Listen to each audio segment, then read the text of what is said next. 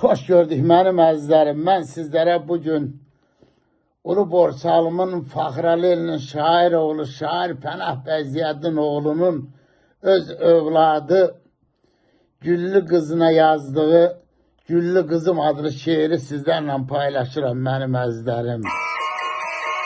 Şair yazır ki, sən mənim ömrümün ilk baharısan, sinəmdə ürəksən ha Güllü Qızım.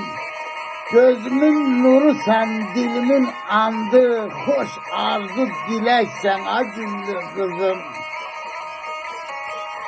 Gündüz güneşim sen, geceler ayım, sen benim Tanrı'dan en güzel payım. Mühteşem kurulsun ömür sarayın, terteze çiçeksen ha Güllü Kızım.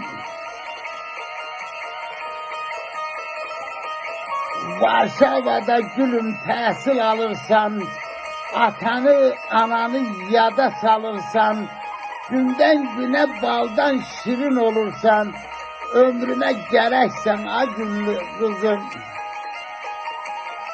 Pənahın başının zərdən tadısan, Ceyhun qardaşına şirin badısan, ananın göylərdə mehradısan, elə bir mələksən a Güllü Qızım, elə bir mələksən a Güllü Qızım. Sağ olun dostlar, var olun.